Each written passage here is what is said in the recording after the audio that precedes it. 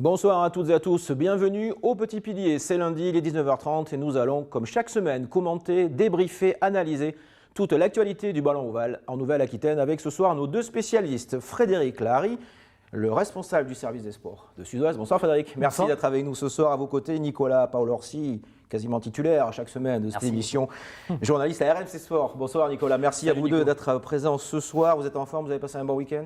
Très bon week-end, bonne année. Oui, merci, c'est vrai, on ne s'était pas vu lundi dernier. 2021 du jeu et du talent dans nos émissions, bien évidemment. Voici les thèmes dont vous allez débattre, messieurs, ce soir. Le top 14, notamment avec l'UBB qui se replace dans le haut de tableau. La Rochelle au repos forcé.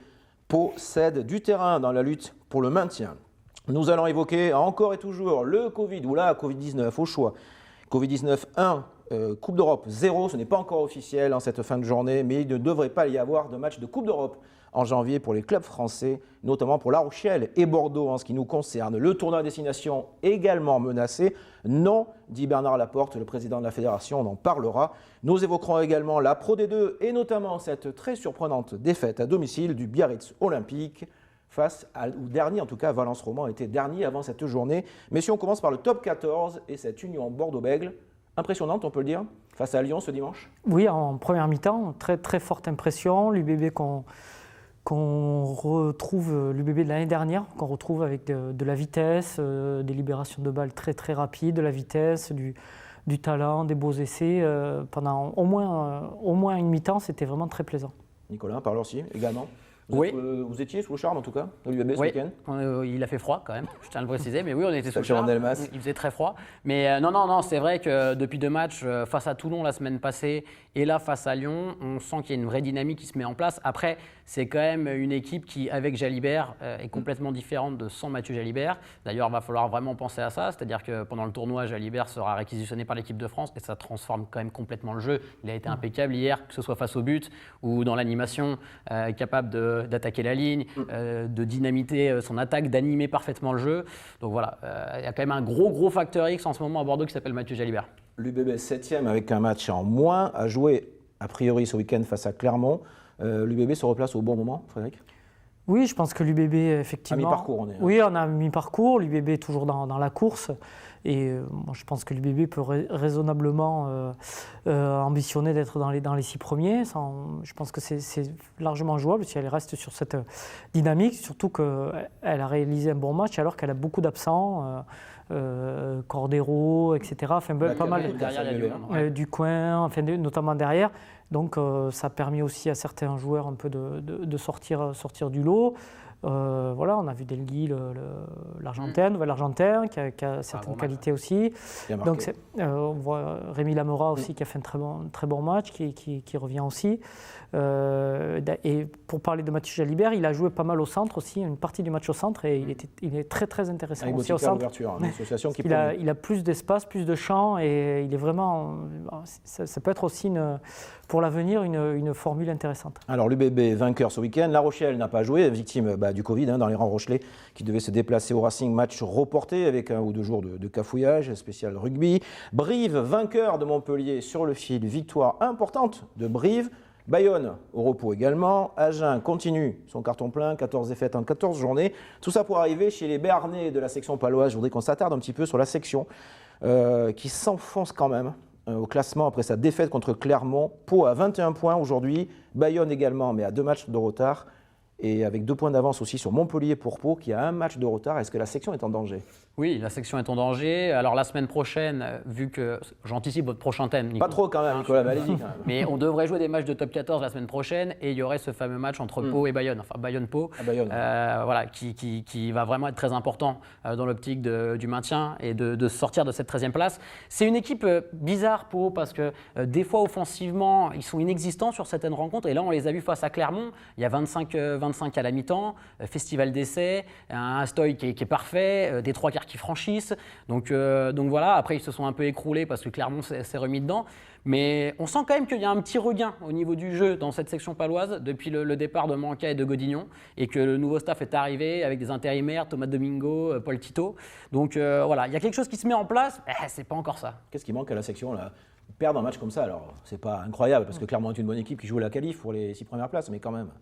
Mais ce qui manque, c'est de la constance et surtout, comme disait Nicolas, c'est-à-dire qu'il faut qu'elle arrive à tout faire bien en même temps, c'est-à-dire défendre et attaquer en même temps, parce qu'on a l'impression que une fois elle défend et elle n'attaque pas, une fois elle attaque, elle ne défend pas. Voilà, de la constance et peut-être de la confiance aussi, parce que c'est quand même le synonyme d'une équipe en manque de confiance. Dès qu'elle est un peu dans le dur, c'est quand même sa 4e défaite à domicile, ça commence à peser, elle est virtuellement barragiste. Et effectivement, il y a un match qui devrait se jouer à Bayonne ce week-end, qui va être très très important. Est-ce que Bayonne, qui n'a pas joué depuis 5 décembre, sera pénalisé ou avantagé avec un peu plus de fraîcheur? C'est la question. Match clé dans la lutte pour le maintien, parce que là on regarde le classement, on n'a pas envie, on ne le souhaite pas aux Palois, mais potentiellement barragiste de top 14. Si cette dynamique se continue, ils joueront en gros les Palois à Bayonne, mais c'est Bayonne qui jouera quand même le plus gros à la maison, non? Oui, bien sûr, mais c'est un match très important pour les deux équipes, sachant qu'il y a une équipe comme Rive qui est en train d'accumuler les succès, qui a battu Lyon, qui a battu Montpellier en étant mené 16 ou 19-0, je ne sais plus exactement, mais qui fait une remontada extraordinaire. Donc ce match est très important. Est-ce que, la grosse interrogation, Fred l'a dit, c'est Bayonne. Est-ce que les Bayonnais, après avoir eu leur centre d'entraînement fermé, c'est-à-dire que vous ne pouvez même pas vous réathlétiser, ils sont repassés en mode confinement vraiment comme en mars, quand les joueurs étaient chez eux et s'entretenaient chez eux dans leur salle de muscu, ils ne pouvaient pas accéder à leur centre d'entraînement. Est-ce qu'ils vont avoir les repères collectifs pour pouvoir assumer un match très important pour le maintien? Ça, c'est une vraie interrogation. Donc, on va dire petit avantage Pau sur le papier, parce que les Palois restent dans cette dynamique de jouer des matchs toutes les semaines, ce que n'ont pas les Bayonnais. Bayonne, globalement, performant à la maison quand même, cette saison. Oui, très, très intéressant à la maison. Jean Daugé, Voilà, Jean Daugé, exactement. Une équipe qui est dans les clous, qui est à peu près dans ses temps de passage, même si ça reste un petit peu fragile, parce qu'un écart... Ils ont un match en retard. Voilà, c'est ça, ils ont beaucoup de matchs en retard, mais au classement anglais, comme on dit, entre différents centres de défaites à domicile et victoires à l'extérieur, ils sont plutôt dans les temps. Mais effectivement, le risque, c'est que cette longue coupure imprévue coupe l'élan.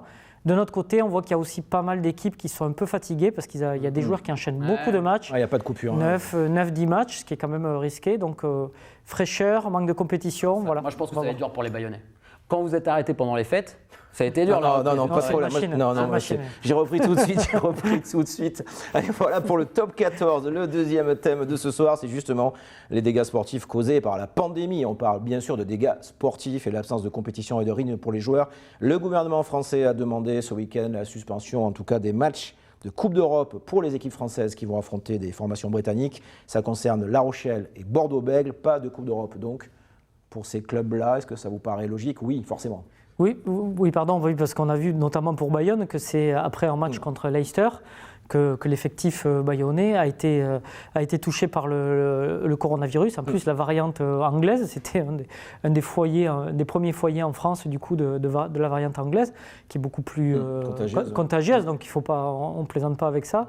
Et effectivement, je pense que là, il y aura pas dans la situation sanitaire dans laquelle le pays est, et surtout l'Angleterre, les pays britanniques, je pense qu'il n'y aura aucun risque à prendre. Et à mon avis, il n'y aura pas de match de Coupe d'Europe. Elle est finie pour cette saison, cette Coupe d'Europe, ou pas? Alors déjà, la formule était un peu paradoxale. Deux poules, c'était un peu un fouillis, justement, à cause de la pandémie. C'est vrai que c'était déjà un peu truqué, on va dire truqué, en tout cas injuste ce format pour plusieurs clubs sur le papier.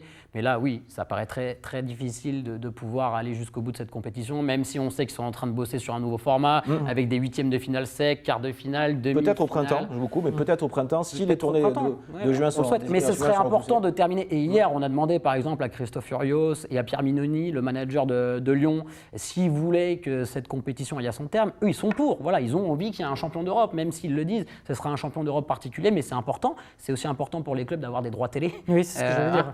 Parce que entre le manque de billetterie, le manque de recettes pures, si en plus ils ne touchent pas les droits télé parce que cette compétition ne va pas à son terme, ça a commencé à être très très compliqué pour les clubs au niveau financier. Donc ça, c'est une donnée qu'il faut prendre en compte. C'est 9 millions d'euros les droits télé globalement. Donc c'est pas énorme, mais c'est pas rien non plus. Les clubs qui participent comptent aussi dessus dans la situation actuelle. Pas de Coupe d'Europe, ça permettra en tout cas à la Ligue nationale de remettre à jour son calendrier français, on en parlait il y a quelques instants, d'avancer aussi a priori une journée prévue en mars pour éviter un doublon avec le tournoi à destination.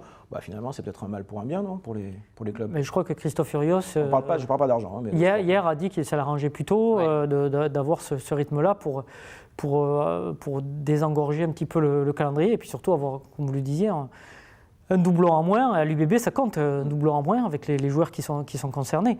Donc effectivement, ça peut être intéressant pour le top 14. Ça veut dire que pour un club comme Bordeaux, par exemple, vous allez jouer Clermont la semaine prochaine, parce que c'est ce qui est prévu, même si rien n'est encore confirmé, mais ce serait Clermont samedi, avec Jalibert. Bon, Cameron Wauquiez s'est blessé, mais avec Jalibert, avec Cyril Cazot, avec tous les internationaux. Et potentiellement, la 19e journée, ce serait le Racing. Donc vous allez au Racing avec, pareil, Mathieu Jalibert. Et ça change quand même tout. Ça change quand même tout pour, dans l'optique du top 6. C'était une journée qui était prévue en Marseille, en Racing, UBB. C'est comme ça, hein, les avantages du rugby, en fait, ou pas, ça dépend, mais c'est surtout les conséquences sportives, on répète, de la pandémie, qui sont évidemment secondaires par rapport au reste. Au niveau sanitaire, la Coupe d'Europe, donc 2020-2021, plus que suspendue, en tout cas menacée en cet hiver 2021 à cause de la Covid-19. Autre compétition qui pourrait être en suspens, c'est le tournoi Destination. Alors là, on monte d'un cran en termes de recettes aussi, en termes de droits télé. C'est peut-être pour ça, vous allez me dire que Bernard Laporte s'estime confiant sur la tenue de ce tournoi. C'est le troisième thème de ce soir, messieurs. Est-ce que le tournoi Destination est menacé en ce début du mois de janvier ou pas? Premier match début février pour la France. Oui, on ne peut pas dire non. Pour les mêmes raisons que pour la Coupe d'Europe. On ne peut pas prévoir, mais on ne peut pas dire que le tournoi Destination n'est pas menacé. Quand on voit la situation en Angleterre notamment, où le nombre de contaminations explose depuis quelques jours, alors que c'est dans 3 semaines, un mois. On ne peut pas faire comme si de rien n'était. Après, quand on a dit ça, on peut aussi trouver des solutions peut-être pour protéger les joueurs. Il y a d'autres compétitions qui ont lieu avec des tests. Il faut que l'organisation du tournoi Destination soit à la hauteur de l'enjeu et il fasse une vraie bulle sanitaire avec les joueurs et qu'on s'y tienne. Mettre les joueurs, c'est possible. En mode MBS qu'ils avaient fait pour les playoffs. Je ne sais pas si vous avez suivi, Nico. Mais mais dans une vraie bulle, sur terrain neutre. Ou alors, en France, par exemple, on pourrait accueillir ce tournoi où les équipes se retrouvent sur un mois et demi. On est dans une vraie bulle sanitaire avec des journalistes qui ne quittent pas leur hôtel pour bien protéger tout ça. C'est complètement faisable. Et surtout, il faut absolument que le tournoi se joue parce que là encore, on parlait de données financières et économiques, mais pour les fédérations, c'est capital. Et là, on parle de droits télé et tout ça. Il faut que ce tournoi se joue. La Fédération française de rugby a des dettes et a pris vraiment un gros coup avec cette épidémie. Et il faut que ce tournoi se joue. C'est pour ça que Bernard Laporte, bien sûr, s'est dit très optimiste. Et pour lui, il n'y a pas de suspense. Le tournoi aura lieu. Il est optimiste ou c'est un peu la méthode Coué. Bon, il est peut-être optimiste. Comme on dit, il y a peut-être des solutions. Il reste encore quelques jours, mais effectivement, c'est un enjeu crucial. Bon, sportif, c'est toujours intéressant parce que notamment pour l'équipe de France qui est sur une bonne dynamique, et ça serait dommage qu'elle ne joue pas. Mais financièrement, pour les fédérations, et notamment la fédération française, c'est très important. Justement, au niveau sportif, vous le disiez, Frédéric, la France a une sacrée carte à jouer si la compétition se déroule. Alors, soit février-mars, soit peut-être un peu décalé dans le printemps. On attend le tournoi de quoi? On attend une victoire de l'équipe de France dans ce tournoi, la première qui est depuis une décennie, ou ça va être compliqué avec 3 déplacements, je crois, me semble-t-il. 3 déplacements. 3 déplacements assez gros quand même. On ne sait pas, et puis en plus la notion de déplacement avec des stades vides, vu que les pays anglo-saxons sont reconfinés, ça devrait jouer à huis clos. Bon, c'est quand même. Ça perd un peu. Ça perd vraiment la notion de déplacement. Mais oui, on vise clairement la victoire. Et puis il faut quand même penser qu'on est maintenant à 2 ans de la Coupe du Monde aussi et que ce genre d'échéance, le tournoi de destination, pour préparer une équipe à l'échéance Coupe du Monde, il est très important. Donc il faut vraiment que ce tournoi ait lieu pour que nos jeunes joueurs puissent encore s'aguerrir. On a une équipe très très jeune avec beaucoup de joueurs très peu expérimentés. Donc voilà, il faut que ça joue. Mais oui, on est favori. Sur le papier, on est favori. Je crois que même on est favori des bookmakers. Même les Anglais nous donnent favoris sur le papier. Donc, Ils cherchent un peu les Anglais quand même. Oui, c'est vrai qu'on est. Bon, l'Angleterre aura l'avantage théorique de recevoir l'équipe de France, mais c'est vrai que cette équipe de France a très bonne presse. Sur la dynamique. Dans les pays britanniques, notamment en Angleterre, les journalistes anglais et britanniques en font presque déjà la favorite pour la Coupe du Monde 2023 qui aura lieu en France. Mais on a vraiment envie de la revoir et voir si elle peut confirmer, si elle peut encore rester constante comme elle l'a fait même lors de l'Automne Cup où elle a failli aller gagner à Twickenham avec une équipe de réservistes. Donc on a vraiment envie de voir comment ces joueurs vont se développer. Et on a envie de voir une équipe de France peut-être favorite assumer ce statut et gagner le tournoi aussi. Ouais, parce que c'est pas simplement en termes de jeu qu'on attend les Français, c'est aussi en termes de. On est arrivé l'hiver dernier, comme on dit. Ouais, et puis l'hiver dernier, on était les outsiders. On ne nous attendait pas. Premier tournoi de Fabien Galtier, on ne s'attendait pas à avoir des joueurs aussi performants. Les équipes ne nous attendaient pas peut-être à ce niveau-là. Là, cet automne, on a quand même confirmé, parce que comme l'a dit Fred, même avec une équipe remaniée, on a prouvé qu'on avait quand même un vivier de 40, voire 50 joueurs qui ont le niveau international. Mais oui, maintenant, il va falloir assumer ce statut entre guillemets de favori sur certaines rencontres. Il y a des joueurs quand même qui l'ont fait. Il y a des joueurs qui portent l'équipe de France vers le haut. Antoine Dupont, il assume tous les week-ends, que ce soit en top 14 ou avec les Bleus. Romain Ntamak aussi. Voilà, notre troisième ligne avec Charles Olivon. Donc non, je pense qu'on peut assumer ce statut, mais c'est vrai que ça va être une donnée à prendre en compte pour ce tournoi. Comment on va gérer maintenant cette petite pression de se dire il faut taper la France? Il faudra que la France gagne un tournoi d'ici la Coupe du Monde pour être favorite ou pas? Ça serait bien. Oui, ça serait bien pour la confiance, pour les repères, et puis ça montrerait que cette équipe a élevé son niveau et elle reste à un niveau élevé.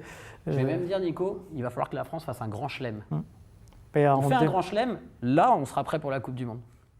Mais c'est vrai, oui, ça serait les conditions idéales, même si les dernières Coupes du Monde, effectivement, ont montré que si on fait un mauvais tournoi, après la Coupe du Monde, c'est un peu plus compliqué, parce que même si, quand on a fait de bonnes Coupes du Monde, c'était des fois après de mauvais débuts de compétition, mais on se souvient qu'avant, dans le tournoi, il y avait quelque chose déjà. Voilà. Donc c'est quand même un indicateur important. Alors le tournoi des 6 nations, normalement c'est début de février, avec un premier match pour l'équipe de France, un déplacement, ça sera au Pays de Galles. On aura bien évidemment l'occasion d'en reparler ici même.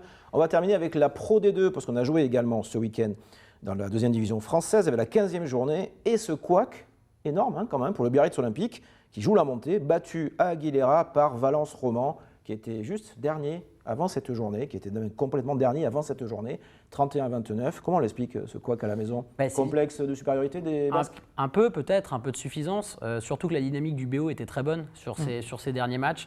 Mais ça a toujours été une équipe Biarritz depuis le début de saison qui a du mal face aux petits entre guillemets de la poule. Même si on sait que le niveau de la Pro D2 s'est homogénéisé et que c'est maintenant très difficile d'aller jouer sur toutes les pelouses. C'est pas comme il y a 3, 4, 5 ans où vous aviez vraiment un haut de tableau costaud qui jouait la montée et on va dire qu'il n'y avait même pas de ventre mou, c'était haut de tableau, bas de tableau, mais vous saviez que vous aviez des matchs faciles. Là maintenant, c'est plus le cas. C'est vrai qu'ils ont fait preuve de suffisance, ils ont surtout pris énormément de points à domicile et ils se sont trouvés défensivement.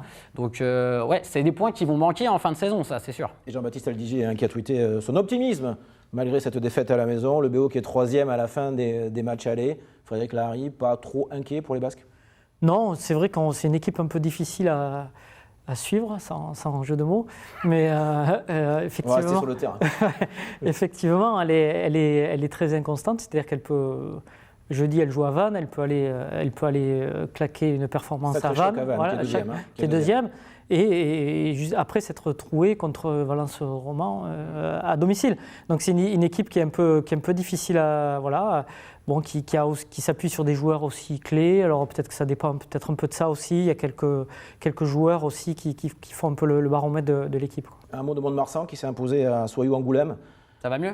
Pour Mont-de-Marsan, oui. Pour Soyou-Angoulême, moins. Oui. Mont-de-Marsan va mieux. Mont-de-Marsan a toujours 2 matchs en retard, reste en bas de tableau, mais avec 2 matchs de retard, le Stade Montois respire beaucoup mieux. Oui, ça va mieux dans la dynamique. On parlait souvent d'engranger un petit peu quelques victoires pour emmagasiner de la confiance. Je crois qu'ils sont complètement dans cette dynamique-là. Les Montois, ils ont eu du mal en début de saison, et puis voilà, ça a basculé sur une rencontre. Et là, la joie dans le vestiaire. Ouais, forcément. Et on les sent libérés. On les sent libérés, même dans leurs déclarations, dans la presse et tout ça. Il y a cette chape de plomb qui sont un petit peu effondrés.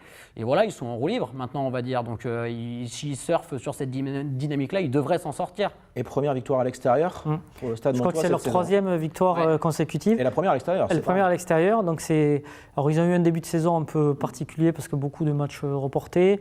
Nouveau staff, un peu inexpérimenté aussi, qui a dû aussi prendre ses marques aussi. Et ils se sont retrouvés sur les bases avec du jeu d'avant. Et avec pas spectaculaire, ils ont eu 2 victoires sans essai. Donc ils se sont rassurés là-dessus. Et là, après avoir posé les bases, ils commencent à avoir un petit peu de jeu parce que ils commencent à se libérer un petit peu, donc à jouer un peu. Et on suivra bien évidemment la suite de la saison de Mont-de-Marsan, entre autres, qui est à mi-parcours, qui est 14e à mi-parcours de cette Pro D2, qui va jouer libéré, selon vous, messieurs, désormais avec un peu moins de pression sur les épaules grâce à sa victoire à Soyou-Angoulême. Soyou-Angoulême entraîné par Vincent Etcheto et qui reste dans les profondeurs de la Pro D2, dernier de Pro D2 à suivre bien évidemment lors des prochaines échéances. Merci messieurs d'être venus sur le plateau de Petits Piliers. Ce soir, on se retrouve lundi prochain, même endroit, même heure. Belle soirée à vous.